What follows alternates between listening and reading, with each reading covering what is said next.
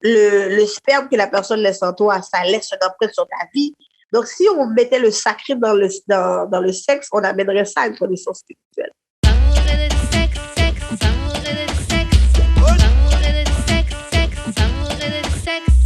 On est back d'amour et de sexe, Karen et ma main J.U.D. What up?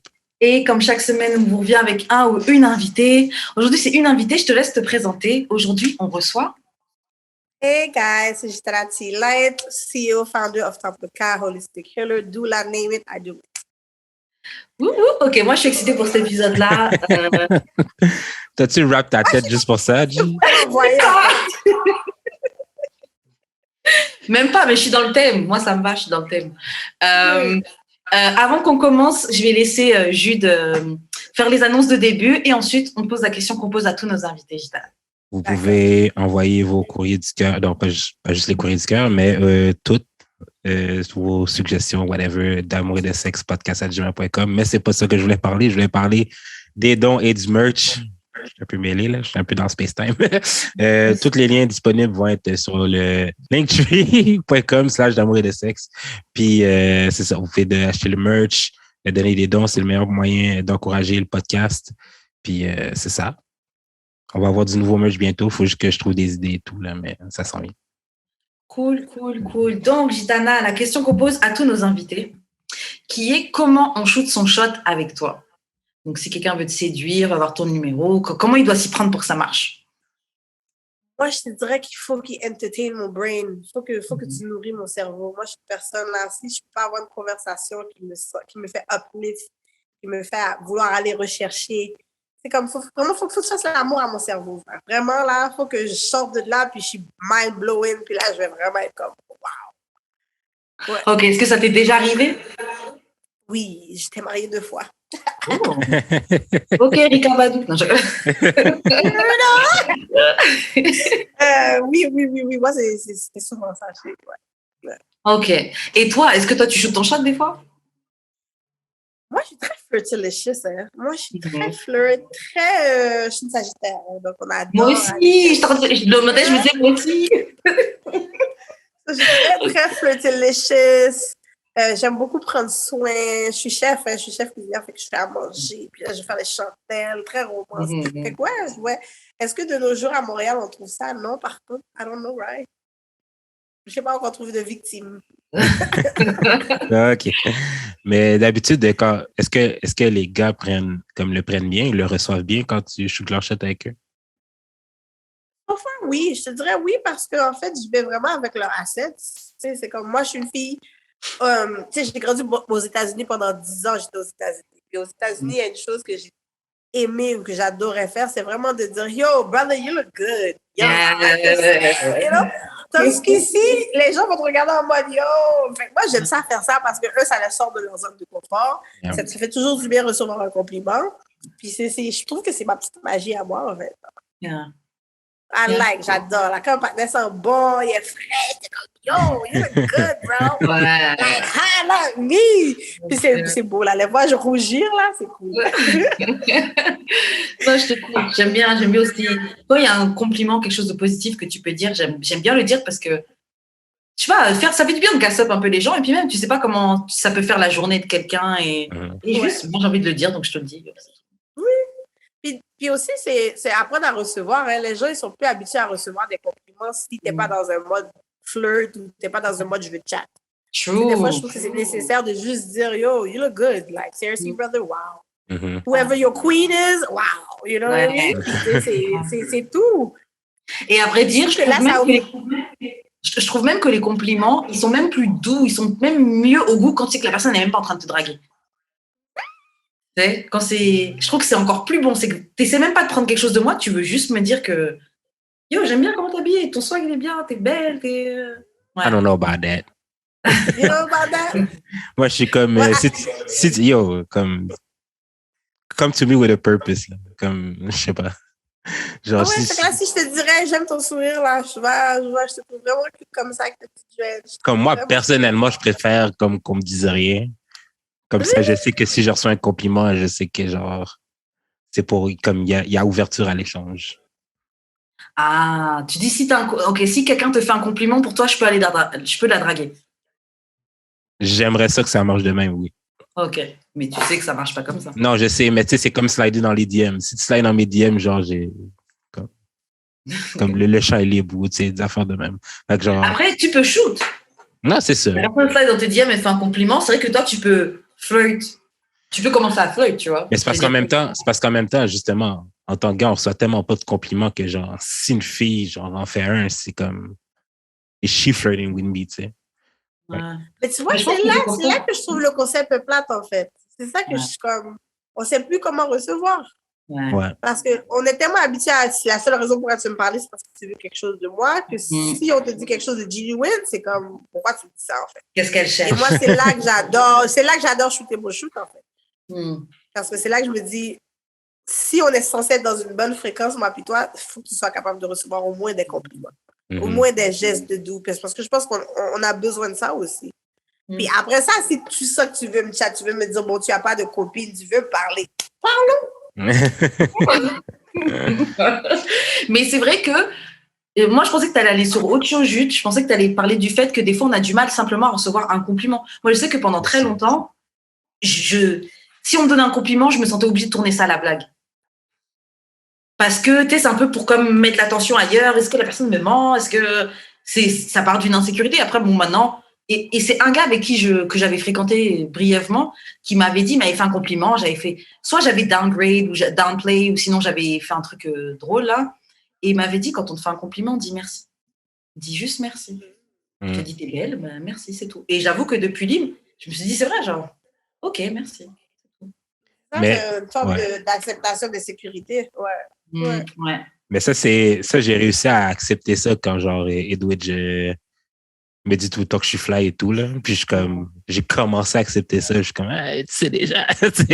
Mais tu sais, au début, c'est sûr que si personne te le dit, t'es comme surpris quand on te le dit souvent, whatever. Surpris ou tu crois qu'on te drague. Ouais. Et comme Gitana, tu vois, moi aussi, je suis quelqu'un qui aime flirter, j'aime, c'est quelque chose que j'aime, j'enjoy faire ça. Et comme j'aime aussi complimenter, c'est vrai que plusieurs fois, des gens ont cru que j'étais en train de les draguer, alors que je suis juste gentille avec toi, je suis juste cool avec toi, genre, c'est pas... Et moi, je dis ça, on est sagittaire, on est comme, moi, ma philosophie, c'est, je suis l'embodiment de l'amour, en fait. Moi, je suis amour. Quand tu recherches l'amour, c'est moi que tu recherches.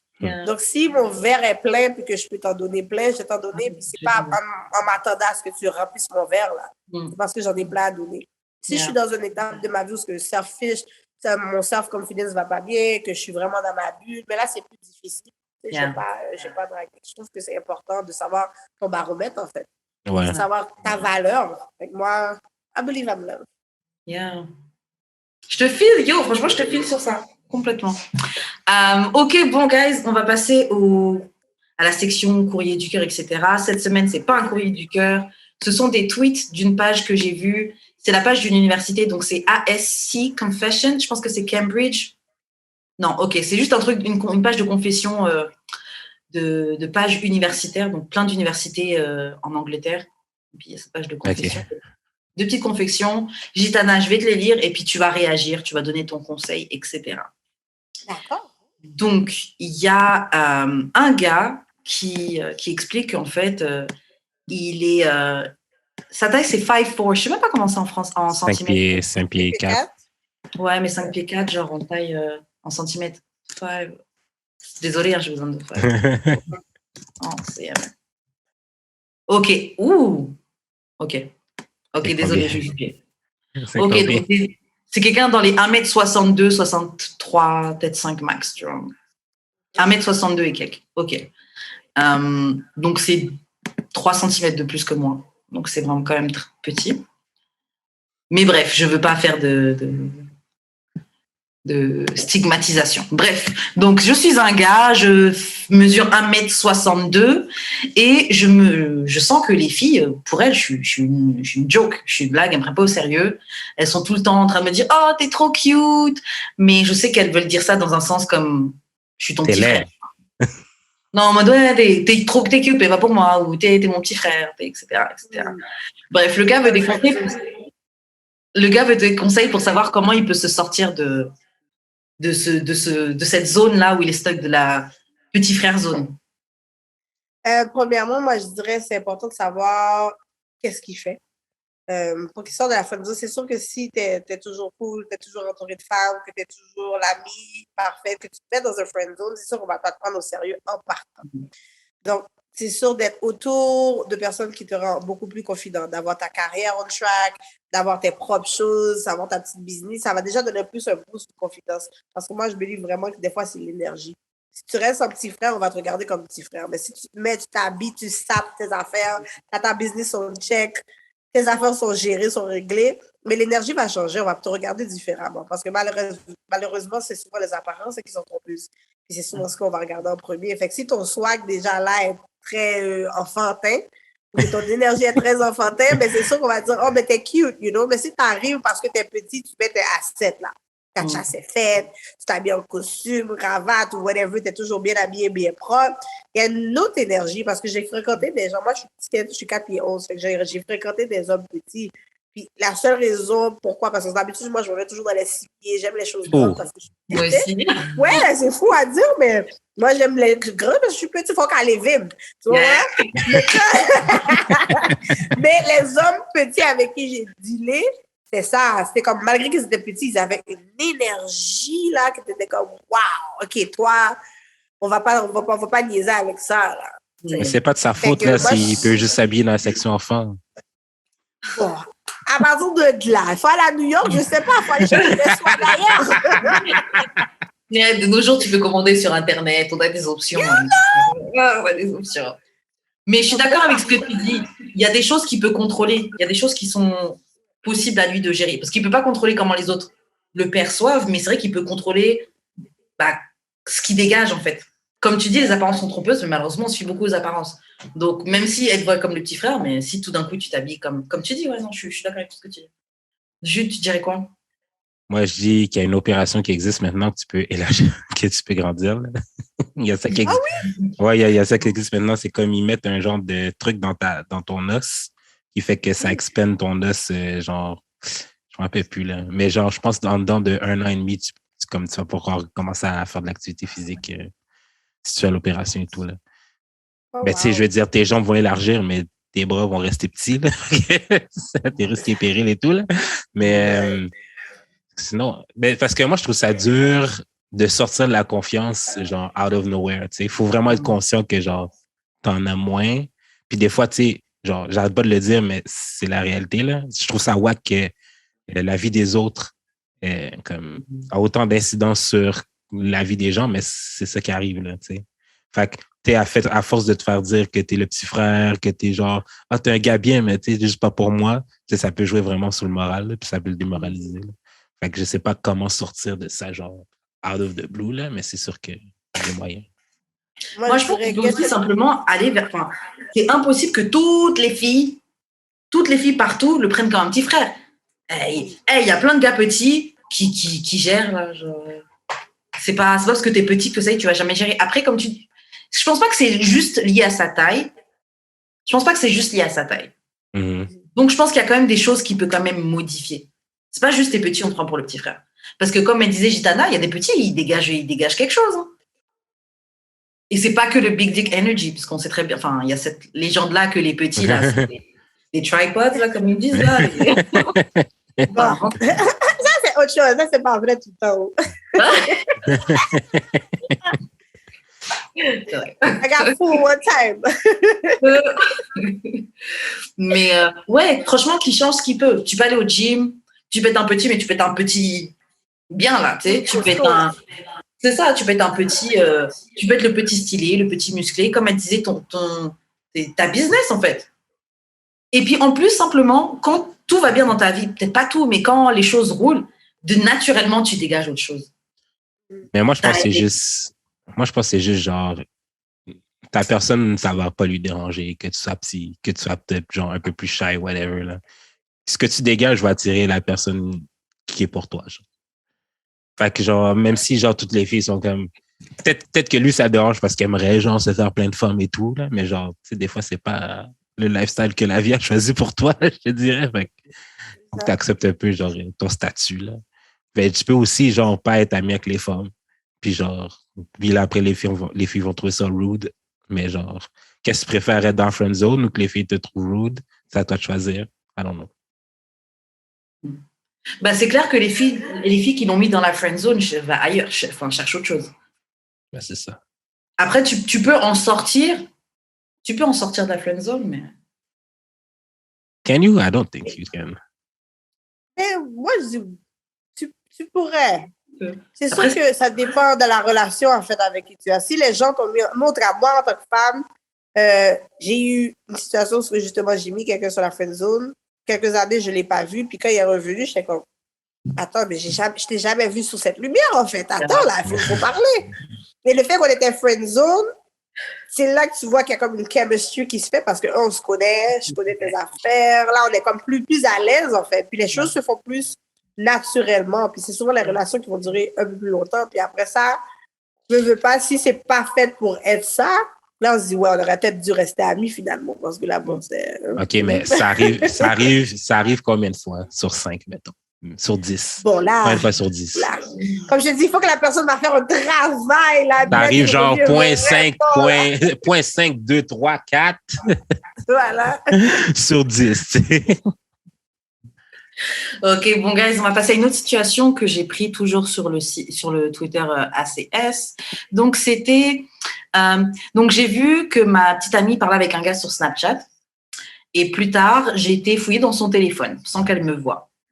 Et en fait, c'était elle, et dans leur conversation, c'était elle et le gars qui parlaient mal de moi. Et elle lui envoyait des photos de ma bite en disant « Oh, regarde à quel point je suis chanceuse. » Je ne sais pas quoi penser. Attends. Oui. Elle a envoyé. OK, donc elle parlait mal de son copain. Avec un autre Elle a mec. envoyé les photos privées de son copain au gars en parlant mal de son truc, de son machin. Ouais. Donc, c'est quoi la question? Il ne sait pas quoi penser, en gros, qu'est-ce qu'il pourrait faire. Bring her to She jail. gotta go! Oui. She gotta go, comme. Mais that's revenge porn. Fait que genre, tu peux déposer plainte. Tu peux porter plainte. Aussi, puisqu'elle n'a pas à mettre tes parties intimes. Aussi, si t'es pas allé jusque-là, en effet. Que tu sais pas quoi faire, mon ami. Mais moi, je trouve que c'est évident. Tu la laisses, mon gars. Si elle n'est pas contente, elle n'est pas heureuse, puis qu'elle peut te manquer de respect comme ça, je pense même pas que c'est une discussion, en fait. Ouais. C'est comme, you gotta go, là. Est-ce que vous avez déjà... Ouais, vas-y. Mais l'affaire, OK, que je trouve bizarre, c'est genre, c'est toujours quand vous êtes fâchés avec nous que nos pénis sont pas corrects. En fait, non, pendant aussi, ils sont pas corrects. Mais on fait avec. Mais c'est quand on est fâché, c'est genre, en plus, ton pénis n'est même pas satisfaisant et t'as l'audace d'être comme ça et t'as l'audace de faire ça. Ils ont toujours... Le pénis... Vas-y, j'ai rien à dire. Mais si jamais les hommes ont l'audacité de dire « Oh, man, ton vagin n'est pas si fin ça » à quelqu'un d'autre, c'est comme la pire affaire.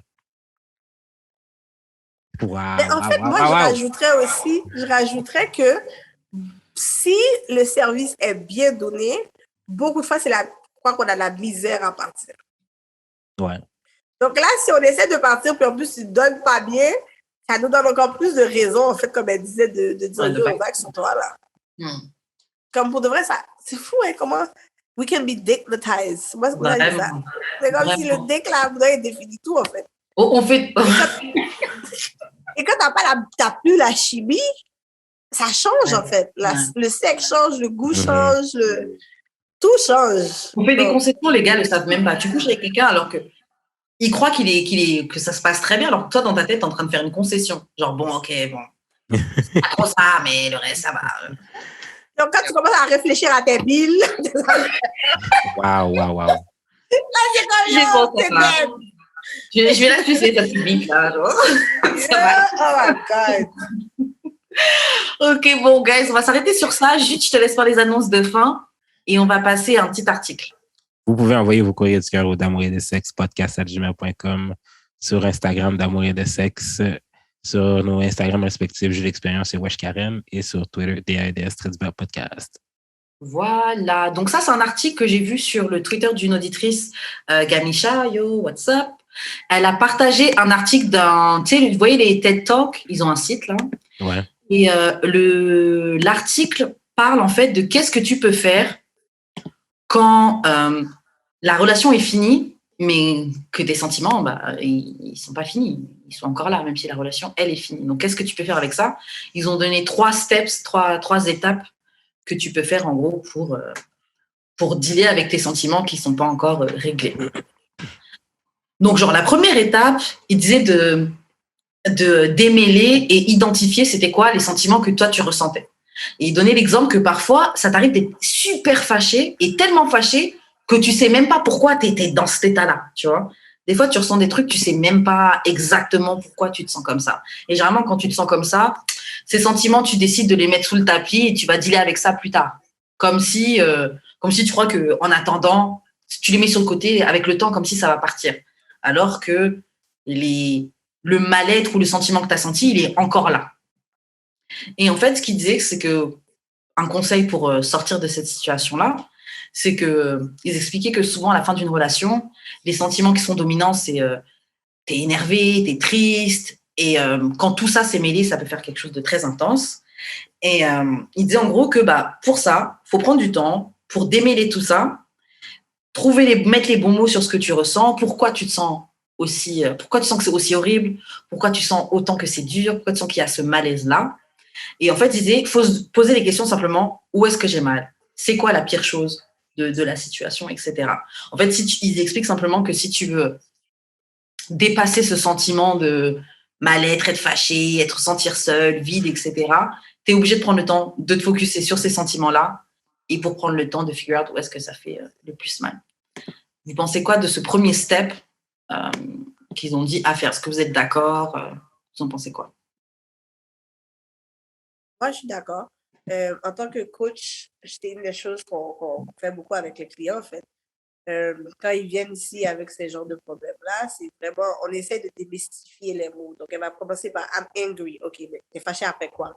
OK, là, elle va dire, ben, je suis fâchée parce qu'il m'a laissé. Mais qu'est-ce qui te fait mal dans qu'est-ce qu'il t'a laissé? On décortique jusqu'à la fin pour voir que souvent, ben, c'est soit l'ego, c'est soit le rejet, le sentiment de rejet qui vient souvent, le sentiment d'abandon qui vient souvent. Ça ramène par rapport à un trauma qu'ils ont vécu avant. Fait qu'on se rend compte qu'on se détache du...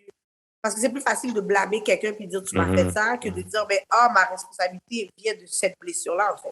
Donc, en décortiquant le pourquoi tu es fâché à c'est quoi le cœur du centre de l'affaire, on laisse aller la personne, en fait. Puis souvent, ce que moi, je rajouterais à ça, c'est que, tu sais, je vois toujours ça comme un égrégore. Cette personne-là qui t'a fait ça, c'est pas la première fois que tu le vis, veux pas. Cette situation-là, c'est juste une nouvelle face, une nouvelle personne. Fait que d'être capable de te dire, ben, fais la paix avec cette forme d'égrégore-là, cette forme d'esprit-là, puis c'est ça que tu vas laisser partir. En t'assurant que la prochaine fois, mais c'est pas ça que tu vas réattirer, en fait, dans ta vie. Puis ça leur aide énormément à juste accepter, en fait, que c'est pas une défaite, que c'est pas un let go, c'est juste qu'à la fin de la journée, chaque personne vient dans ta vie pour une raison, pour un moment. Puis quand leur contrat est terminé, il faut l'accepter. Puis c'est quoi la leçon que tu retiens de ça? Et que c'est souvent comme ça que, tu sais, ça arrive à... OK, tu sais, je peux vivre, en fait. Ce que tu dis, ça résonne beaucoup aussi avec l'étape numéro 2. Il disait, en fait, il faut comprendre c'est quoi vraiment tes besoins. Et il disait que parfois aussi, après une rupture, des fois, c'est ça que tu avais fait. Peut-être, tu sais, des fois, les gens, en fait, ils se mettent dans un cycle où ils font que se blâmer eux-mêmes, tu vois. Hein. Ou par exemple, c'est peut-être que je le mérite et peut-être que je méritais ce qu'il m'a fait, qui m'a négligé, maltraité, etc. C'est vrai que je suis unlovable, que personne ne peut m'aimer. C'est vrai que je suis pas intéressante, etc., etc. Et le truc, comme il disait, c'est le truc en fait qui disait que pour se sortir de ça, en fait, il fallait se demander, poser la question, c'est quoi le truc que j'ai profondément besoin? Pas un truc surface, niveau surface, comme oui, je veux un partenaire avec qui aller en vacances, etc. Ou, mais juste quelque chose du genre, qu'est-ce que tu as besoin pour t'épanouir en tant qu'humain? Qu'est-ce que tu as besoin pour te sentir digne d'être aimé, etc. Juste plus se poser ces questions-là, parce que c'est possible en fait qu'ils disent que quand tu te poses ces questions-là, tu vois si tes besoins et tes relations sont en conflit l'un avec l'autre. Tu vois, genre il y a des gens qui disent genre tu veux te sentir valuable, Mais dans ta rupture, dans ton divorce, par exemple, tu réalises que tu te sens mal. Pourquoi? Parce que ce divorce te fait sentir comme si tu es quelqu'un dont on peut disposer. Je peux te mettre là, je peux te mettre là, etc. Donc, c'est en gros, ouais, bien situé. C'est quoi ton besoin? Identifier pourquoi tu te sens comme tu te sens, c'est l'étape numéro 1. L'étape numéro 2, c'est identifier c'est quoi ton besoin. Et aussi un peu la source de ton problème. Et c'est ce que tu disais dans ton point que tu as ajouté tout à l'heure. C'est important de voir où ce que tu es rendu, c'est quoi la relation que tu as apportée, c'est quoi que tu as appris. Et si tu retombes dans l'insécurité, c'est sûr que c'est une relation toxique parce que ça t'a pas permis de grandir, en fait. Et quand tu retournes dans le self-sabotage en pensant que là, tu étais la victime, c'est que, justement, c'est rendu une addiction, en fait. Parce que souvent, ces gens-là, tu te rends compte que c'est des gens qui, c'est plate à dire, mais ils aiment cette misère-là. C'est une forme, tu sais, moi je dis c'est l'envers du langage d'amour, en fait. Parce que là, tu n'as plus l'attention, donc tu retournes à, oh, mais là, je suis la victime profonde. C'est comme te redonner une autre sorte d'attention parce que c'est la seule façon que tu comprends comment être aimé. Donc, c'est là qu'il faut savoir comment déconstruire ça. Puis non, c'est pas vrai que tu n'es pas worthy ou que la personne n'est pas faite pour toi. C'est fini encore, en fait. Fait que c'est juste te rappeler que, tu sais quoi, merci à cette situation-là. Tu sais, moi, je retourne ça en affirmation positive beaucoup de fois avec les clients. Parce qu'à un moment donné, c'est soit que tu aimes ta misère ou c'est soit que tu te libères de ta misère. Fait qu'à la fin de la journée, tu choisis quoi, là? Parce que moi, je trouve qu'on a trop donné de cuillère à tout le monde et leurs blessures et compagnie. Fait qu'à la fin de la journée, oui, tu sais, non, là, à un moment donné, c'est comme, know your worth, know your power, là. Get over it. Et il y a un truc que tu as dit qui me fait penser, c'est vrai qu'en fait, on a tendance à trop... Par exemple, il se passe quelque chose et on veut leur donner une valeur positive ou négative. Et c'est souvent ça qui nous met stuck, en fait, dans quelque chose, parce qu'au final, on devrait juste prendre la chose pour ce qu'elle est. C'est une expérience que je vis.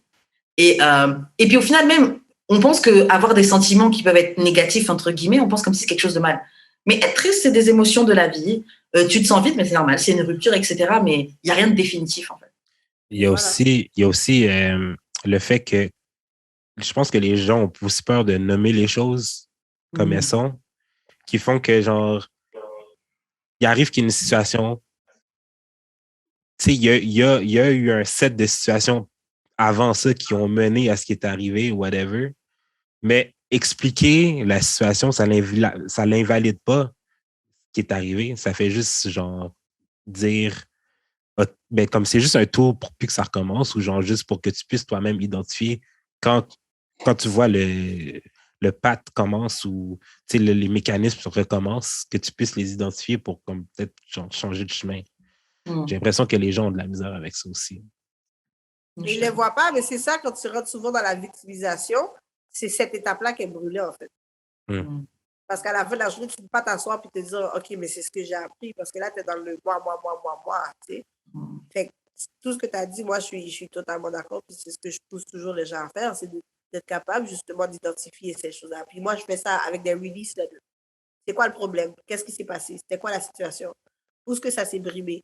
Puis en sortant ça de notre tête, puis de le mettre sur papier, puis de se dire, ben, OK. En fait, moi, je laisse ça partir. Je reconnais que ça, c'est mes torts. Ça, c'est ma responsabilité. Et je le transforme en une nouvelle situation. Fait que c'est souvent ça qui fait que les gens sont plus capables de se dire, ben, OK, wow. Là, maintenant, je sais que ce que je me suis accroché à, ben, c'était soit un rêve ou une illusion, quoi que ce soit, en fait. Et à chaque fois que tu ajoutes quelque chose, c'est en lien avec le point suivant. Le point suivant, c'est de dire qu'il fallait repenser, revisiter la situation. Donc, repenser à la situation et penser à ce qui a été perdu. Parce qu'ils expliquent que généralement, bon, c'est comme dans un deuil. Voilà. Quand tu es quand au travers d'un deuil, généralement, on se concentre sur les bonnes choses. Genre, oh, on se refera jamais un super barbecue comme on s'était fait la dernière fois. Oh, il y aura plus de ça. Oh, il y aura plus ces trucs-là qu'on faisait. Mais tu penses aux trucs positifs que tu faisais. Sauf que, et même si c'est bon de penser à ces choses-là, parce qu'il faut leur dire au revoir. Mais le problème le fait que les gens ont souvent du mal, en fait, dans leur moment de deuil, parce qu'en fait, ils pensent pas aux pertes. Donc là, je disais, ils pensaient souvent aux trucs positifs, mais il y a aussi des choses que tu as perdues dans la relation. Et il faut aussi penser à ces choses-là. Donc, par exemple, il disait, un couple qui divorce après un mariage qui a été très court, la chose qu'ils doivent, la perte, le loss dans cette situation-là, c'est peut-être un enfant qui va jamais naître, un partnership, un business qui va jamais voir le jour, etc. Tu vois. Et en fait, ils se disent que pour sortir de cette situation-là, faut se poser les questions. C'est quoi les choses que je resent? C'est quoi les choses qui me manquent? Et c'est quoi les rêves et les espoirs que je m'étais fait auxquels je dois dire au revoir? Donc, en fait, faut se les nommer. Faut se les nommer et se les dire pour que tu puisses clairement faire le deuil de tout ce que tu t'étais imaginé dans ta relation. Quelque chose à ajouter là-dessus? Moi, je pense que, tu sais, en étant une personne qui a divorcé 2 fois, OK? La première fois, c'était beaucoup plus difficile dans le sens où justement, j'avais ce genre de regrets-là. Et cette fois-ci, qu'est-ce que j'aime, c'est que je me suis mis à l'évidence que, tu sais, la personne, c'était pas une mauvaise personne, c'était pas quelqu'un qui m'a blessée ou quoi que ce soit. C'est vraiment moi qui avait surgrandi dans la relation. Fait que toutes les expectations que j'avais, les rêves, les trucs, je me suis dit, tant qu'à espérer ou forcer la personne à essayer de me rejoindre là, mais il fallait que moi, je décide de dire, mais non, tu sais quoi, je vais le faire pour moi, je vais le faire pour mes enfants. Puis je vais être capable. C'est parce que je l'aime justement que je le laisse partir puis que j'accepte qu'il ne peut pas me donner ça. Fait que c'est vraiment, j'ai été capable de prendre la responsabilité puis de justement ces rêves-là, me les replacer à moi parce que ça a toujours été ma vision. On se met dans un couple parce qu'on a un langage, on se dit, ouais, ça c'est le plan, ça c'est ça. Mais à la longue, qu'est-ce qui fait qu'on brise, c'est quand on réalise que la personne, pour de vrai, elle ne peut pas keep-up. Fait que là, on a un resentment qui se crée, puis après ça, c'est comme tu blâmes qui, tu blâmes quoi, mais la personne, depuis le début, si elle te dit, mais je ne suis pas capable, il faut apprendre à écouter. Puis moi, je te dirais, comparé à la première fois, puis la deuxième fois, si c'était ça la différence. Parce que moi, c'est quelque chose qui se répétait beaucoup dans mes relations. Et c'est la première fois que je me choisis, moi, en me disant, tu sais quoi, arrête d'expecter ou de choisir des hommes selon justement ça. Deviens ça. Puis qui sera... Tu attires ta réflexion, en fait. Donc, si c'est vraiment quelque chose que la personne veut et désire, ben, elle va faire le nettoyage nécessaire et elle attirera ça au bon moment. J'ai une question. C'est ce que je pense. J'ai vu une stat l'autre jour que c'est vraiment plus les femmes qui initient les divorces que les hommes. Puis, dans le fond, tu as parlé que tu as outgrow un peu ta relation. Est-ce que, qu'est-ce qui fait que, genre, beaucoup de femmes pensent sentent qu'ils ont outgrow la relation dans laquelle ils sont et tout? Pour moi, c'est que je suis une personne qui prend de l'espace. Je suis une personne qui I get shit done. Comme moi, il faut que ça bouge, il faut que ça avance. J'ai des visions, j'ai des plans, j'ai des projets. Et souvent, les hommes que j'attirais, c'était un peu plus, ils devenaient mes enfants à la longue parce qu'ils ne sont pas capables de keep up, en fait. Et moi, c'est ce cycle-là que je voulais arrêter. Et je le vois chez ma mère, je le vois dans mes relations, je le vois dans les femmes autour de moi. On est toutes des femmes super fortes, là. Puis là, on est comme, OK, ouais, on fait ça, on fait ça, on fait ça. Puis la personne, des fois, elle ne peut pas keep up. Puis les 2 fois, c'est ça, ils venaient mes enfants. Puis c'est là que j'étais comme, il faut que j'arrête ce cycle-là, en fait. J'ai un petit garçon, puis c'est le petit garçon que je vais m'occuper. Mais si toi, tu es un homme, ça devient toujours conflictuel que je dois te dire qu'est-ce que tu as à faire ou comment faire tes finances ou quoi que ce soit. C'est là que je suis obligée de dire non, I'll do this. Parce qu'à la longue, tu dis OK. Puis après ça, le deck arrive, tu dis shit, le deck est bon, je peux pas laisser le partenaire. OK. Merde, OK, on va laisser ça passer. Puis là, 1 année, 2 années passent. Tu vois qu'à la longue, c'est le même pattern, c'est le même cycle qui revient. Fait qu'à la fin de la journée, c'est là que tu te dis, mais non, c'est soit moi qui est juste insatisfaite ou c'est soit moi qui est juste plus dedans, en fait. Puis il a fallu que je vienne à cette réalisation-là cette fois-ci, parce que pour de vrai, la personne est restée qui elle est restée. C'est juste moi qui n'étais plus là.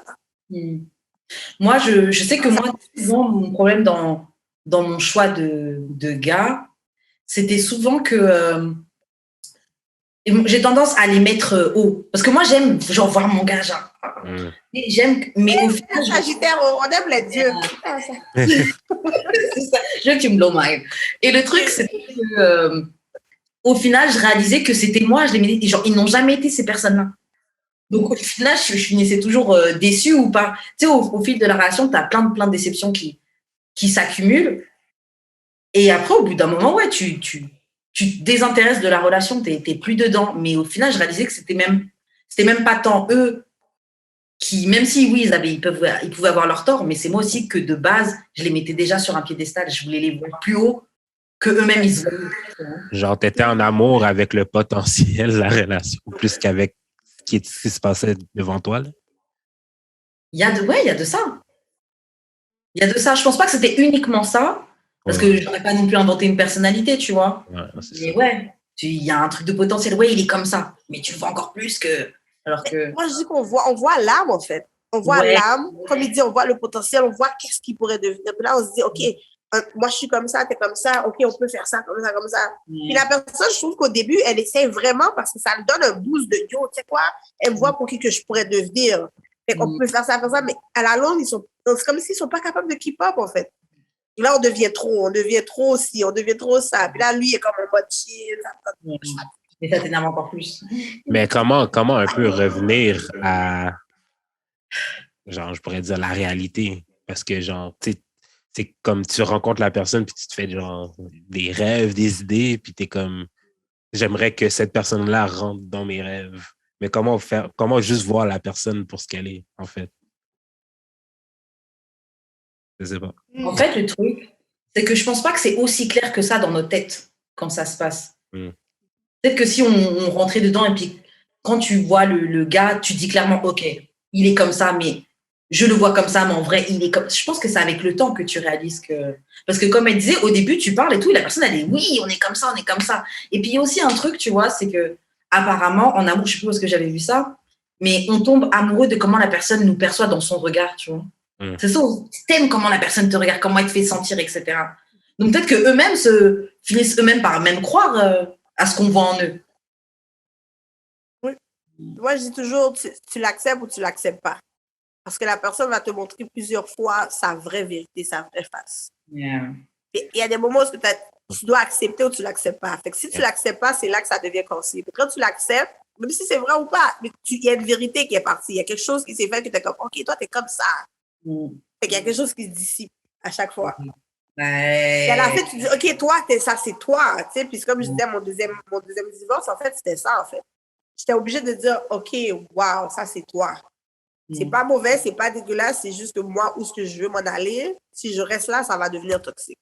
Fait que je prends la responsabilité de m'en aller. Mais à la fin de la journée, je te laisse pas parce que tu as fait quelque chose de mal, je te laisse parce que toi, cette personne-là, ne fonctionne pas avec où est-ce que moi, je m'en vais, en fait. Et pour revenir sur... This is therapy! Tout le monde dit ça.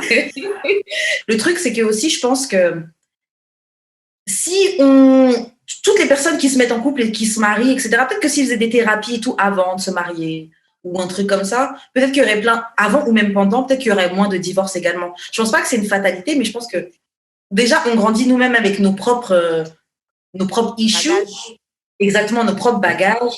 C'est aussi les trucs de la société. On sait tous que le nombre de personnes qui se marient plus par rapport à oui, mais ma famille, elle est comme ça, oui, mais dans ma culture, on fait ça, oui, mais. Donc déjà, je pense que de base, même, il y a juste plein de gens qui se marient, plein de gens qui se mettent en couple, mais qui de base, le truc n'a pas lieu d'être. Si tu te maries souvent, c'est pas avec les plein d'autres raisons autres que l'amour. Et aussi, il y a des mariages aussi qui ne sont pas faits pour durer, je pense. Que c'est juste, comme elle disait, les gens, tu les rencontres, le bout de chemin, c'était jusque-là. Et le problème, c'est que je pense qu'on a trop mis la sensation et la phase d'échec si une relation se termine. C'est ça qui fait que les gens ont envie de une relation finie. Oui. Mais aussi, moi, je trouve que l'amour, ça évolue, ça change, ça se transforme. Et les gens, ils ont toujours besoin du ressenti du premier sentiment d'amour qu'ils avaient au début. Mais ce ne sera jamais pareil là, dans un couple. Là. À la longue, là, ça se transforme, ça évolue, ça change. On vit des trucs, l'amour. Il y a des jours que je t'aime pas du tout, genre, ça veut pas dire que je t'aime pas, là. C'est juste qu'aujourd'hui, je t'aime pas, laisse-moi tranquille. Mais ça veut pas dire qu'à cause de ça. Donc, les gens, quand ils ont plus ce sentiment de papillon, de quoi que ce soit, c'est là que je trouve que c'est dommage. Il y a plusieurs couples qui se brisent, justement, parce qu'on est comme illusionné à c'est quoi cette perception d'amour-là, c'est quoi une relation, ça devrait être comment. Et moi, je me rappelle, mon premier mariage, mon mari m'avait dit quelque chose de très important que j'ai compris maintenant. Il m'a dit, mais on n'a jamais été amis. Moi, automatiquement, j'étais déjà en mode, yo, you my husband, you my king, you my God. Comme tu as dit, là, je l'ai praise, là. Tu sais, ça fait du bien parce que lui, il n'a pas été praise, il ne comprend pas ce sentiment-là. Il est comme, wow, this is fantastic. Mais à un moment donné, quand ça part, si à la base, on n'est pas des bons partenaires, on n'est pas des gens qui chillent ensemble, on ne fait pas des affaires, c'est sûr que ça ne va pas marcher, là. Parce que la base, on n'est pas des amis. Je te connais pas, tu me connais pas en tant que chilleuse. Là. Tu me vois avec mon monde, t'es comme, ouais, mais avec tes amis, t'es comme ça, puis avec moi, t'es pas comme ça. Mais je suis pas ton ami, je suis ta femme. Qu'est-ce que tu dis? Fait qu'imagine quand t'es marié, là, tu joues dans I'm your wife. Ouais, but can you be my girlfriend? Can you be my side bitch for a minute? Like, can you be the freak that I need right now? Et on joue pas les rôles, on rentre dans un cadre, puis je trouve que c'est ça qui fait en fait que ça marche pas. Mais c'est ça que j'aime quand je dis que je veux que ma copine soit comme un peu amie avec mes amis. C'est que je veux pas me sentir mal de l'amener dans mon monde, puis qu'elle me voit dans mon état naturel aussi, là. Comme j'aimerais qu'elle fasse la même affaire, j'aimerais ça qu'elle m'amène dans ses affaires aussi, etc. Et comme je vois la vraie personne, je vois comment t'es avec tes amis, tu vois comment je suis avec mes amis, puis genre, now you see me for real, tu comprends? Mais j'ai regardé aussi Love, Sex and Goop tout à l'heure. Puis, des fois, on n'aime pas comment les autres nous perçoivent parce que c'est pas comme ça qu'on se perçoit nous-mêmes. Parce que, genre, à un moment donné, il y avait un exercice, genre, le gars devait dire à sa femme qu'est-ce qu'il aimait d'elle, en fait. Puis, il lui disait plein de choses. Puis, la fille était comme, ouais, mais pourquoi tu racontes des affaires que genre, ça va, comme ça facilite un peu ta vie. Tu sais, pourquoi tu dis pas que j'aime qu'elle aime lire, mettons. C'était ça son exemple. Puis j'étais comme, mais en même temps, tu peux pas décider à la place des gens qu'est-ce qu'ils aiment chez toi. Fait que, en tout cas, I don't know. C'est clair, tu peux pas décider. Et puis là, quand tu dis ça, je me dis, est-ce que elle, ça la dérangeait? Parce que c'était une émission, c'était filmé. Ouais. Est-ce que ça la dérangeait? Peut-être plus parce qu'elle se disait, qu'est-ce que les autres ils vont penser de moi si lui il dit ça de moi? Ouais, aussi. Alors, normalement, le couple parfait, il dirait oui, je la trouve tellement intelligente, je la trouve tellement ceci, cela. Et peut-être que ouais, c'est ça qu'elle espérait. Ou après, de l'autre, tu peux vraiment être vexe, mais... Non, mais je veux dire, comme j'ai dit dernier épisode ou dans d'autres épisodes avant, c'est que tu peux pas expecter les gens d'avoir les exactes mêmes valeurs que toi ou de valuer les mêmes choses que toi. Si le gars dit, j'adore vraiment comment, genre, tu tiens l'unité familiale, oui, ça lui sert, mais en même temps, genre, c'est un fucking beau compliment, là.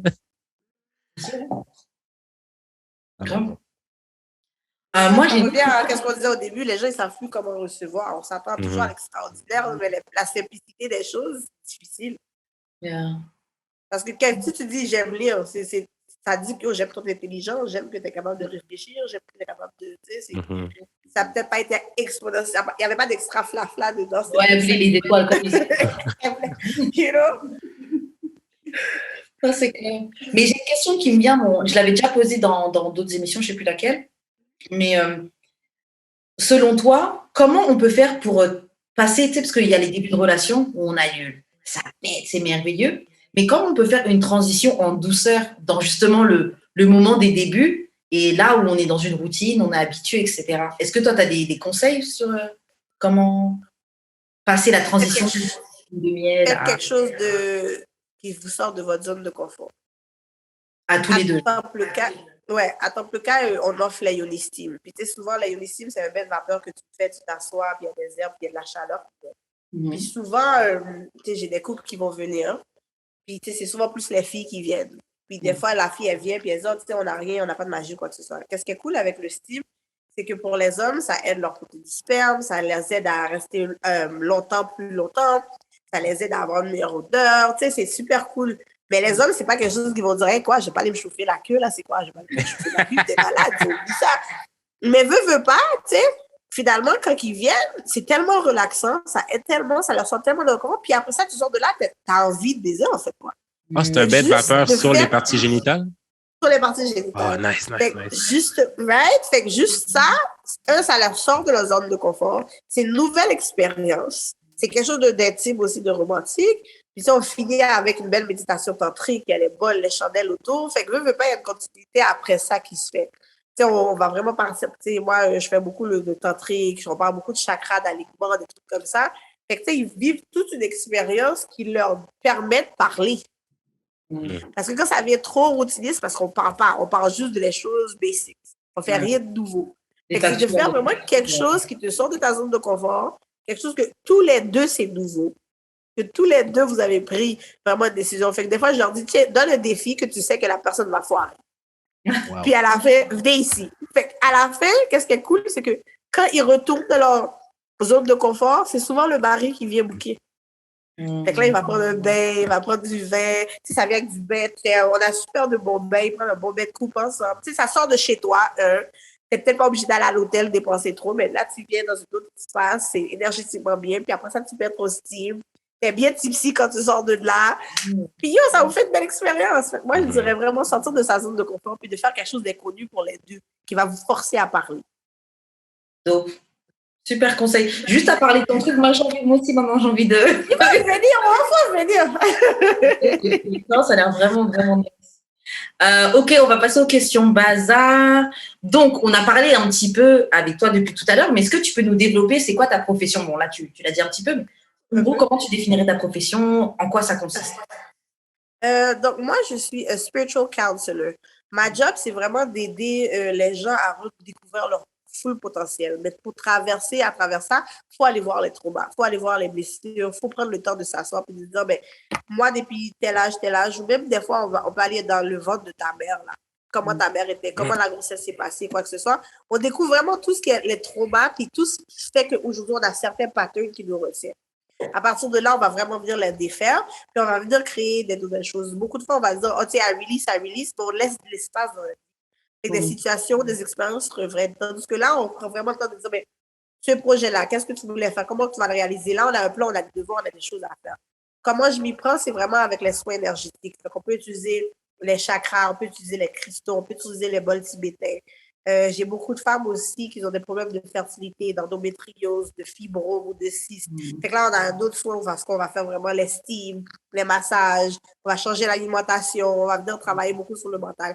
Fait que moi, c'est vraiment corps, âme et esprit. Je prends vraiment le temps de travailler vraiment la personne en profondeur. Parce qu'on a tout un potentiel, hein, on a tous des rêves ou des choses. C'est juste qu'on, comme je disais avec Judith tantôt, on s'endort dans la vie. On revient sur autopilot. C'est pas toujours facile de se rappeler qu'on est une âme qui vit d'expériences terrestres. En fait. Fait qu'on devient des terriens, puis on oublie que, attends, t'es une âme, là. T'as une expérience spécifique à faire. Fait que moi, je reviens vraiment réveiller l'âme, puis te rappeler que, hey, t'es pas ici, là, pour dormir, là. Réveille-toi. Fait qu'en gros, c'est vraiment ça, mon travail. Puis c'est quelque chose que je fais, comme je disais, ça fait 13 ans. Je suis vraiment fière d'être le premier centre holistique Black-owned sur Saint-Denis à Montréal, OK? Qui offre ce service-là. On sort dans le steam. Le steam, je l'ai appris à faire avec ma grand-mère. Hein. Chaque fois que ma mère accouchait, c'était quelque chose qu'on faisait, tout ce qu'on faisait. Fait que, tu sais, de reprendre ça puis de ramener ça comme tradition ici, c'est vraiment cool. Puis de vraiment aider les femmes à sortir de là, tu sais, c'est comme j'étais au Kiki Show, puis les gens, ils étaient en mode, est-ce qu'on se sent protégé par les autres noirs? Moi, j'ai dit oui, parce que regarde, tous les gens autour de moi, c'est des hommes que je peux faire confiance. Si tu es dans une basse fréquence, parce que tu es toujours sous avec des mecs qui sont drunk, puis yo, whatever, tu ne te sens pas en sécurité, il y a une place où tu dois prendre ta responsabilité. Fait que si tu sais que tu es une déesse, que tu es une femme forte, I'm sorry, tu ne vas pas te mettre dans des situations où yo, tu vas te mettre avec des gens de dingue, là, you know? Fait que moi, c'est ce que je veux rappeler aux femmes et aux hommes, à nous, notre communauté, c'est que yo, on est powerful. Les gens veulent être nous. Pourquoi nous, on ne veut pas être nous? You know? Fait que moi, c'est ça ma job, en fait. Yeah. Yeah. Il y a tellement de choses à dire sur le pourquoi nous, les gens veulent être nous, mais nous, en tout cas. Les gens, généralement, ils te consultent le plus pourquoi, Gitana? Ça varie. Chauffe beaucoup de trucs, mais c'est souvent, je te dirais, c'est les spiritual counseling. C'est de se retrouver, de retrouver un sens de clarté. Surtout beaucoup, je te dirais, après le COVID, on a été forcé à trouver d'autres façons de faire de l'argent, à d'autres façons. On a été obligé de s'asseoir la première année avec nous-mêmes. On est confinés dans nos maisons, les gens sont souvent tout seuls. Fait que t'es obligé de voir tous tes démons, de voir tous tes problèmes, de voir qui est là, qui n'était pas là. Fait que t'avais pas le choix de te poser des questions. Fait que les gens ils viennent souvent pour le spiritual counseling. À partir du spiritual counseling, mais là, on peut vraiment définir qu'est-ce qu'ils ont vraiment besoin de faire. OK. Ouais. OK. Ma prochaine question, c'est un sujet qu'on a déjà parlé sur le pod, mais on n'a pas les mêmes avis, Jude et moi, parce qu'on n'est pas du tout dans niveau spiritualité, on n'est pas dans le même délire. Et le truc, c'est qu'on parlait des soul ties. Est-ce que tu penses que ça existe? Comment ça fonctionne, etc. Et aussi, un autre truc, c'est pas soul ties, ou c'est peut-être ça, c'est quand tu couches avec quelqu'un comme si le truc reste, c'est soul ties? Oui, c'est soul ties. OK. Ouais. Alors, ta question, c'est qu'est-ce que j'en pense? Ouais. Qu'est-ce que tu en penses? Est-ce que ça existe? Les soul ties, ça existe parce que, veut pas, on revient tout avec une certaine histoire. Donc, pourquoi on est attiré par certaines personnes? Et souvent, certaines personnes-là, c'est souvent la même personne sur différentes formes. Si tu regardes tes relations, c'est souvent la même chose qui se passe, en fait. C'est souvent la même chose. Ça, c'est des soul ties. Par contre, comment tu peux te défaire de soul ties, c'est comme je disais, en faisant le travail qu'on fait, c'est qu'on va chercher justement les patterns. C'est quoi que tu aimes vraiment? En tant qu'être humain, on aime voir une personne et dire, oh, ça, c'est ma personne. Mais ce qu'on aime vraiment, c'est l'âme, en fait. Et c'est là que le soul ties se fait. Parce que ce que tu recherches, c'est un manque ou quelque chose que tu as ressenti dans des vies antérieures. Okay. C'est pour ça qu'on est toujours attiré par le même type de choses. Les soul ties sont toxiques quand c'est des patterns, des choses qui se refont, des choses qui tu revis les mêmes trucs, en fait. Et beaucoup de fois, les gens ne sont pas capables de reconnaître ça. Ça-là, c'est ça le soul ties. Mais le problème, c'est qu'on est trop dans la matrix, donc on est trop dans le concret, dans ce que tu vois ici. Et on ne se rend pas compte que non, au contraire, c'est ce soul-là qui est connecté avec moi. C'est ça que je recherche. Quand quelqu'un couche avec son homme la première fois, femme ou homme, il y a un DNA, il y a un échange qui se fait énergétiquement. Ça, c'est ce que la partie sexuelle, parce que le womb, c'est un cerveau, c'est le premier cerveau, c'est le cerveau émotionnel. Puis c'est ça que ce womb émotionnel-là va aller chercher. Ce sentiment-là, ce feeling-là, l'énergie que ça a fait. Là, toi, ton cœur, il vient être involved. Oh my God, je l'aime. Fait que là, il y a eu genre un programme qui s'est créé. Malheureusement, que ce soit toxique ou bien, on va aller rechercher ce même feeling-là. C'est comme une drogue. On veut le même feeling. Fait que les années passent, la vie avance, on recherche encore cette première expérience-là qu'on a eue. Ça, c'est là que le soul tie s'est fait.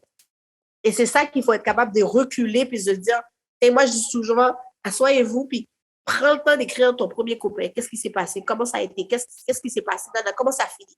Maintenant, fais ça pour tous tes copains. Puis, sois capable de dire, oh, wow, ça se répète, ça se répète, ça se répète. Ça, c'est le soul tie. On a un document là-dessus. On fait, c'est une de mes amies qui m'avait proposé ça, je sais pas pourquoi.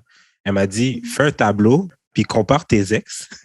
Puis genre, j'ai fait un tableau Excel, genre j'ai mis des photos, j'ai mis leur nom, comment je notais la relation que j'ai eue avec elle, puis genre j'étais capable de déterminer certains patterns avec certaines filles parce que genre, c'est vrai que genre j'aime certains types de filles pour certains types de raisons, puis ça se répète, ça s'est vraiment répété souvent, là. Mais c'est comme, c'est un moyen visuel, puis en parlant de ça, ça m'a fait penser à ça. C'est ça, fait que quand tu fais ton moyen visuel, c'est là que tu es capable de dire, OK, ça, c'est ça que je dois guérir, en fait.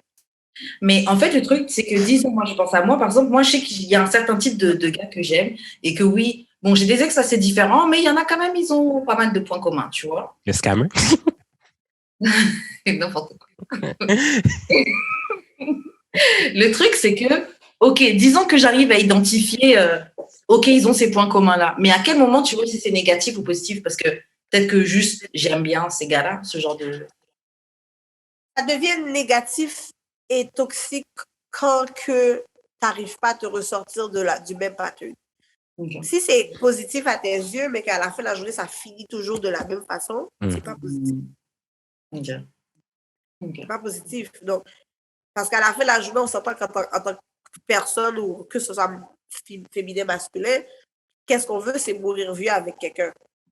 Mais on n'arrive jamais à arriver là, en fait. Donc, quand tu n'arrives pas à arriver là, puis que ça finit constamment, continuellement, puis que tu dois toujours recommencer à zéro, c'est que tu n'as pas compris ton contrat. Tu répètes encore c'est le même examen. L'univers va continuellement t'envoyer des examens, et si tu ne comprends pas la leçon, mais tu redoubles, tu refais la même chose.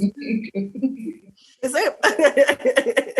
OK, je ne suis pas trop là-dedans, moi, mais est-ce qu'il y a différents types de soul, comme genre des catégories de soul? Oui. Ben, tu as le twin flame. Ce twin flame-là, c'est souvent des relations où dans les vies antérieures, vous étiez vraiment des frères. C'était vraiment une relation amicale. Fait que c'est des gens avec qui tu es comme, wow, on idolise, on devrait être ensemble, puis c'est comme, ça marche super bien. Mais quand ça devient au type relationnel, c'est problématique. C'est comme, on n'arrive pas, ça ne marche pas, il y a toujours un conflit, mais on n'arrive pas à se défaire. Malheureusement, beaucoup de relations, comme tu disais, par rapport aux divorces et les couples, c'est que souvent, on va rencontrer un twin flame. Parce que ça marche super bien, parce que ça, on se dit, ben naturellement, on va être en couple. Mais à la fin, qu'on est en couple, ça ne marche pas. C'est parce que dans une vie antérieure, vous étiez sûrement plus des frères, vous avez vécu quelque chose de fort ensemble, vous avez fait plusieurs vies ensemble, vous allez vous retrouver encore dans d'autres vies. Là, par contre, si on parle de soul flame, c'est vraiment ton soul, ta relation et compagnie. Moi, j'ai un soul flame, ça fait ça va faire 20 ans, si pas plus même. Puis c'est le genre de gars, je pourrais descendre aujourd'hui à Philadelphie, tourner un coin de rue, sans l'appeler, je vais tomber dessus. C'est comme la personne, on est à distance, avec des années, on peut faire qu'on s'est marié, on s'est divorcé, il y a eu ses enfants, j'ai eu mes enfants. Mais demain, on se parlerait, c'est comme si on va parler de, OK, ben, on prend un avion, on bouge, on fait quoi? C'est comme, yo. Mais être ensemble, il y a toujours quelqu'un d'autre qui rentre dans le chemin. On ne peut pas être ensemble. On a tout fait pendant 20 ans, ça ne marche pas. Tandis que tu as aussi les âmes sœurs, les genres d'âmes sœurs où tu vas rencontrer, il va y avoir une super de belles connexions. Puis des fois, ça, c'est souvent les gens avec qui tu fais le reste de ta vie, en fait. C'est vraiment les personnes qui font ton âme grandir. C'est comme wow, là. Fait que oui, il y a différents types. Comment tu vois si une personne est ton twin flame ou si c'est ton soulmate? Comment tu fais pour... C'est là que ça devient un peu difficile, en fait. Parce que, comme je disais, des fois, tu peux marier ton meilleur ami. Mais en sentant que la relation n'est pas basée sur l'amour typique. C'est vraiment parce que ça, c'est ma personne, je suis bien avec elle, puis c'est comme on s'entend bien, on se comprend, on n'a pas besoin de parler, on sait déjà qu'est-ce qu'on est. Right? Puis des fois, tu vas marier ton âme sœur, mais vous vous perdez dans la relation. Ça perd dans la relation, il manque quelque chose, il y a quelque chose qui ne nourrit pas. Je disais, en fait, c'est pas forcément une garantie. Non, parce que, comme on dit, moi, je crois vraiment qu'on est ici pour vivre une expérience. Hein. On s'entend. Fait que chaque chose a sa raison d'être. Le problème, comme encore une fois, c'est qu'on nous a tellement vendu un rêve qu'on court après le rêve et non après la réalité. En fait. Ouais. Et c'est ça qui vient démystifier un peu tout ce qu'on vit, en fait. Fait que c'est vraiment important. Moi, je dis toujours, c'est important, tu sais. On a tendance à finir une relation puis à aller dans une autre relation, mais on n'a jamais pris le temps de se cleanse.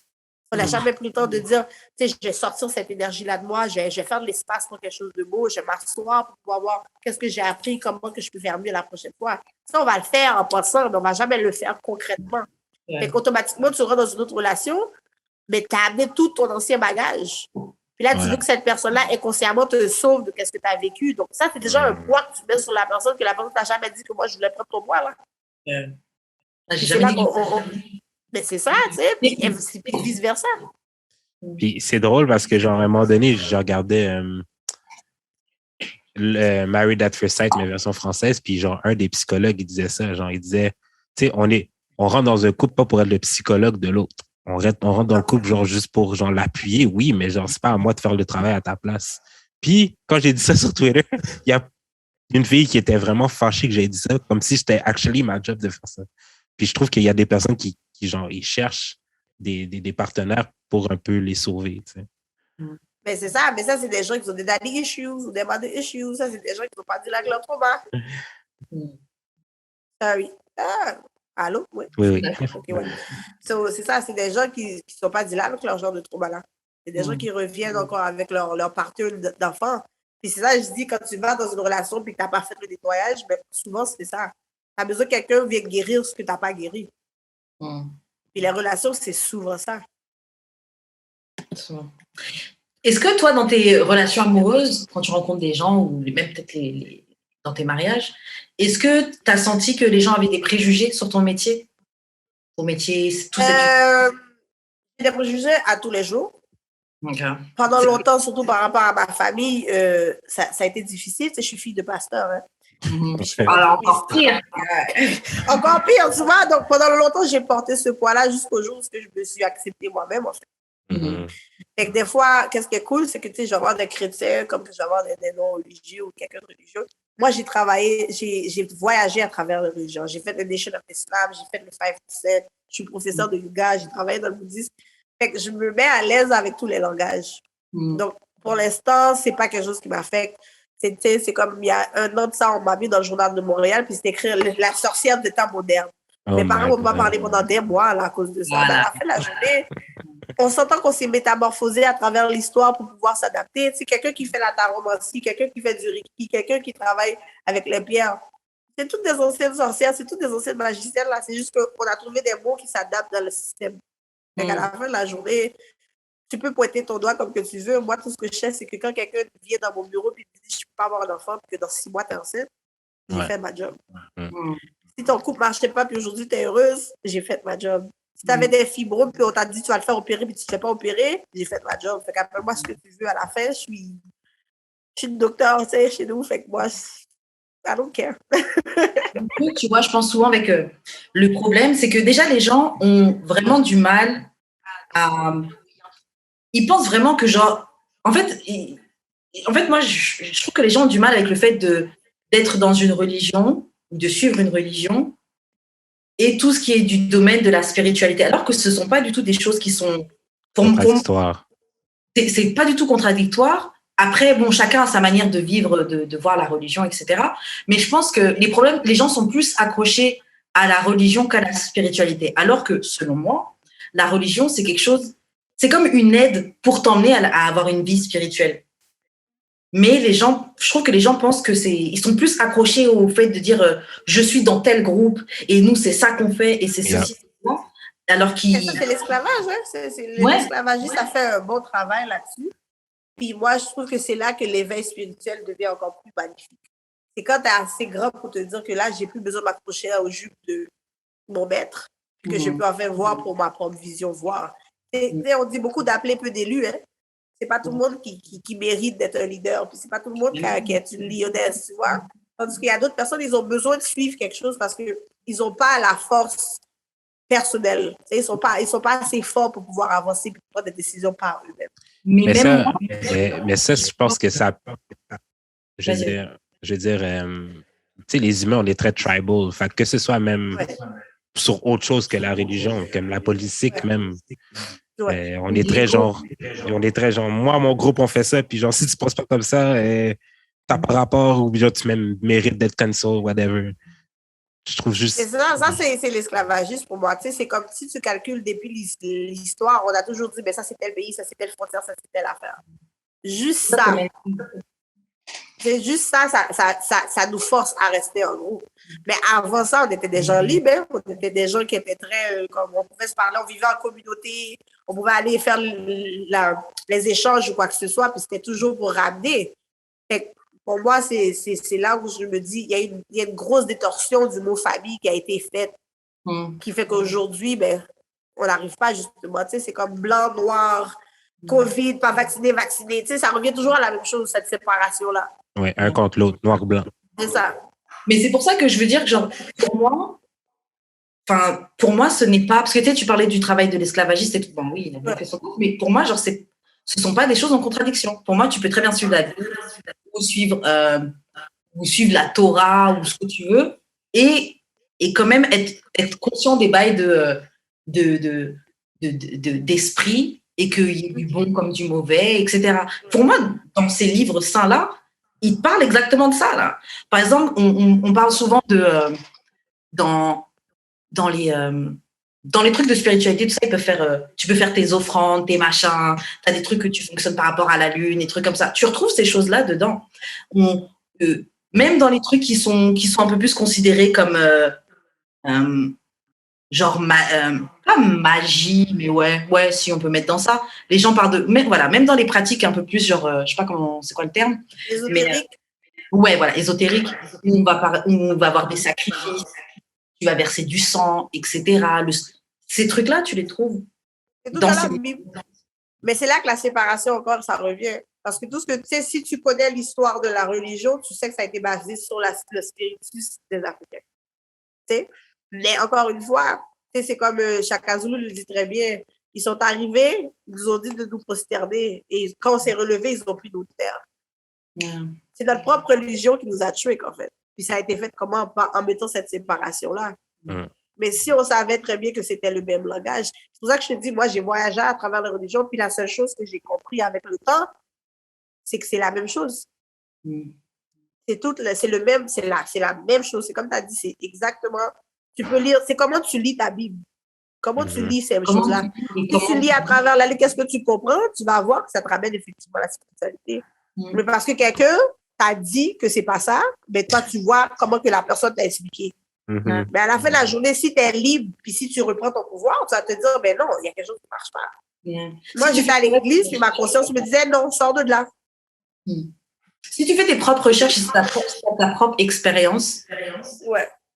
ça change tout. Et en effet, je pense que les gens sont plus en train de suivre ce que. Bon, moi, je suis chrétienne, donc voilà, mais ils vont plus suivre qu'est-ce que ton pasteur te dit, ou qu'est-ce que les membres de l'église font. Je trouve que les gens font plus attention à ça. Ah oui, mais à l'église, ils ont dit qu'ils font pas ça, bah, tu vas juger la fille dans la rue. Alors que si tu vivais juste ton truc de tu vas ouvrir ta Bible, tu veux méditer sur tel truc, voir comment ça s'applique dans la vie, voir toi, qu'est-ce que tu ressens, parce que c'est des choses que tu es censé ressentir aussi. Je trouve que déjà, je pense que tu vas déjà beaucoup être moins dans le jugement que d'autres gens qui se disent oui, moi je suis tel croyant, etc. etc. Alors que tu n'es pas tant croyant, tu es juste dans ton église. Tu es quelqu'un de ton église. C'est drôle parce que, ça. genre, c'est drôle parce que, tu sais, le salut est personnel, mais je pense que notre besoin d'appartenir à un tribe est plus fort que, genre, peut-être notre besoin de spiritualité en quelque part, je pense. Moi, je pense que, je vais laisser Gitana aussi dire, moi, je pense que le besoin de spiritualité, il est là de base. Mais je pense qu'on a pas mal de distractions et pas mal de choses que la société nous a mis dedans. Donc, je pense qu'on a un petit peu perdu ce truc-là. Mais je pense que le besoin de spiritualité, il est là. Je trouve que c'est un fait, c'est juste là. Après, il y a des gens qui le ressentent, des gens qui ne le ressentent pas. Mais je sais plus ce que tu... Mais après, le besoin d'appartenir à un truc, c'est un besoin physiologique, c'est des besoins primaires, ça. Tu veux te sentir accepté, tu veux sentir que tu fais partie d'un groupe. Je pense juste que les grandes personnes qui manipulent ce monde, je me mets dans mon truc théorie du complot, etc., ont bien compris que si tu veux du contrôle ou si tu veux faire ce que tu veux, c'est mieux. C'est plus facile de manipuler des gens qui sont perdus que des gens qui se connaissent, etc. Et c'est pour ça que le peuple noir, on est le seul peuple qui n'a pas nos dieux à nous. Nous, on a toujours vu les ancêtres, tu comprends? Et on est le seul peuple, tu sais, on s'entend, on a Jésus, right? Mais Jésus, c'est pas notre Dieu à nous, en fait. Nous, on est le seul peuple. Le Chinois, tu vois, dans tout, ils ont tous leurs trucs, right? Ils ont tous leurs trucs. Nous, on est le seul qui n'a rien qui nous appartient. Donc, on a rien ce sens de communauté, on a rien ce sens de on reste ensemble, on croit en cette chose-là. C'est ce qui fait que Dieu est un, Jésus est un des plus grands égrégores de ce monde, en fait. Tu sais quoi, moi, c'est la phrase. Sur ça, moi, je pense autre chose. Parce que souvent, justement, on dit que oui, c'est pas notre religion, etc. Moi, après, c'est ma théorie, hein. Moi, je pense que c'est quelque chose qui a été whitewash. Parce que quand tu regardes, quand tu lis, par exemple, des passages, ça te parle de trucs qui se passent en Afrique. C'est pour ça que je pense que de base, tu sais, ça parle du Nil, ça parle de tel truc, ça parle d'Éthiopie, ça parle de, tu sais. Donc, je pense que de base, c'était quelque chose qui était peut-être à nous. Après, je pense que, tu sais, on a plein de trucs, tu sais. En Afrique, c'est grand, là. Il y a plein de... Ouais, c'est ça. Plein de différentes religions, plein de différentes croyances, tu vois. Mais sur le christianisme, moi, je pense que c'est quelque chose qui a été whitewash, comme plein d'autres choses, comme des gens qui écoutent du rock et qui pensent que c'est quelque chose de blanc, ou des gens qui écoutent de la house et qui pensent que c'est quelque chose de blanc. Moi, je pense que c'était quelque chose qui, de base, était à nous, qui a été repris, qui a été remélangé, etc. Et qui a été revendu comme ils peuvent nous vendre Iggy Azalea comme la plus grande rappeuse du monde, alors que c'est juste mais c'est sûr, c'est comme il faut savoir l'histoire faut connaître l'histoire du christianisme. Il faut comprendre c'était quoi le but. Quand tu connais l'histoire du christianisme, mais tu arrives à comprendre justement c'est quoi la chrétienté. C'était quoi les Templiers? C'était qui Constantin? C'était quoi le but en fait? Et donc quand tu connais ça et tu vois après ça comment que par rapport à l'esclavage, ça a été aussi pour pouvoir nous contrôler, pour pouvoir contrôler la masse, pour pouvoir amener une certaine crainte en fait. La crainte du maître en fait. Vas-y, on va faire une question. On va essayer de la faire rapide parce que c'est une grosse question. Selon toi, comment le sexe et la spiritualité sont connectés? Comment c'est lié? Si les gens savaient comment que le sexe et la spiritualité, ce serait tellement différent. Juste le son quand quelqu'un fait ça, c'est un vortex en fait. Et c'est la place exactement où ce que tu veux porter tes prières et tes manifestations. Quand quelqu'un vient éjaculer ou quand que tu viens arriver dans un climax, ton portail est ouvert. Donc, pourquoi on sue, donc pourquoi on a chaud. Donc, déjà là, si tu t'assois et que tu veux manifester, donc on s'assoit ensemble face à face, on commence à élever la chaleur. Le code d'Eligi, ça s'appelle. Cette énergie sexuelle-là, c'est pour ça que ça travaille à travers les chakras, en fait. Donc, pourquoi on vient? Donc là, en partant, tu te mets déjà dans le mode de c'est ce qu'on aimerait manifester, c'est ce qu'on aimerait faire. Donc, plus que tu viens te connecter avec l'être en tant que tel, cette énergie-là s'élève, en fait. Donc, quand tu commences à... le moning lui-même est un langage qui est spirituel, qui est fort. C'est une prière, puis c'est le langage que les dieux, ils entendent. Le monde a été créé à travers le homme. quand tu t'assois et les gens font tout le monde ensemble, il y a une fréquence qui s'élève. Donc, imagine deux êtres qui sont en train de justement faire ça. C'est pour ça que le sexe a été démonisé, c'est pour ça qu'il est très bestial. Parce que si on savait à quel point il était pouvoir, moi, mon temple cas, je l'ai manifesté comme ça. Hein. Il y a plusieurs choses dans ma vie où mes partenaires, je te dirais même que quand on a arrêté d'avoir ce genre de sexualité, c'est là que moi, tu perds, en fait. Quand je disais, tu dois nourrir mon cerveau, ça fait partie de ces choses-là parce que moi, je prends ça avec vraiment l'odeur autour, les couleurs qu'on va utiliser, comment le langage qui se parle, le toucher, les yeux, c'est puissant parce que veut pas, on laisse notre empreinte, on laisse notre DNA. Le sperme que la personne laisse en toi, ça laisse une empreinte sur ta vie. Donc, si on mettait le sacré dans le sexe, on amènerait ça à une connaissance spirituelle. Mais c'est parce que justement, sexe est tellement brainwash, c'est tellement genre sale maintenant que tiens, tu viens, tu bosses ton os ou whatever. Tu sais, un homme là ne devrait pas éjaculer à chaque fois, hein, parce qu'il vient de perdre à chaque fois 50% de sa life energy, de sa force. Donc, pourquoi ça lui prend un certain temps pour pouvoir revenir tout de suite ou pouvoir avoir une certaine force après? Fait, imagine juste avoir cette conscience-là que tu peux éjaculer en tant qu'homme, puis comment ça te permet d'avoir plus de chances de manifester, plus de chances de réaliser des projets, plus de chances d'avoir des énergies. Mais au contraire, on fait juste donner l'énergie. Fait que oui, est-ce que la spiritualité et le sexe est en commun? Pour moi, c'est comme totalement. Ça, comme je te dis, c'est comme un autre podcast. Parce que là, vous allez me faire arrêter, quoi. Mais ouais, on va faire un autre podcast parce que le geste sur les... Là, tu m'as parlé, je veux savoir. So, Gitana, c'était dope court. Malheureusement, on refera une autre fois. Comment on peut te contacter si les auditeurs veulent en savoir, si les auditeurs veulent, par exemple, tester les Steam, etc., ou même avoir recours à tes services? Ils peuvent aller au www.templeK.com. Il y a ma page TempleK sur Instagram ou Gitana T-Light. Ça va me faire plaisir de vous voir. Vous avez juste à dire le nom du podcast, Amour et de sexe. Vous allez avoir un beau 10% parce que j'aime ce que vous faites. Sérieusement, merci beaucoup de m'avoir invité. J'espère vous revoir très, très bientôt. Puis, il ne faut pas lâcher, en fait. Voilà. Yeah, merci à toi. Merci beaucoup. Merci. Jules, je te laisse faire des annonces. Comment on fait pour entrer en contact avec toi, Jules? Moi, c'est Jules d'Expérience sur toutes les plateformes. Et toi, Karen? Moi, Wesh Karen sur Instagram, Wesh Karen sur YouTube. Je te laisse faire les annonces de fin. Charles Tachoc pour la diffusion. Suivez-nous sur YouTube, Spotify, Apple Podcast, etc. Donnez des 5 étoiles, laissez des commentaires, puis abonnez-vous, oui. C'est très important pour le référencement. C'est nice aussi. On peut discuter avec vous. Charles, t'as TikTok aussi. Les gens commentent beaucoup sur TikTok, c'est nice. Fait que j'adore interagir avec vous, débattre avec vous et tout. Sinon, c'est pas mal tout. On se voit la semaine prochaine. Pour notre épisode d'amour et de sexe. Bon. Bye. Bye.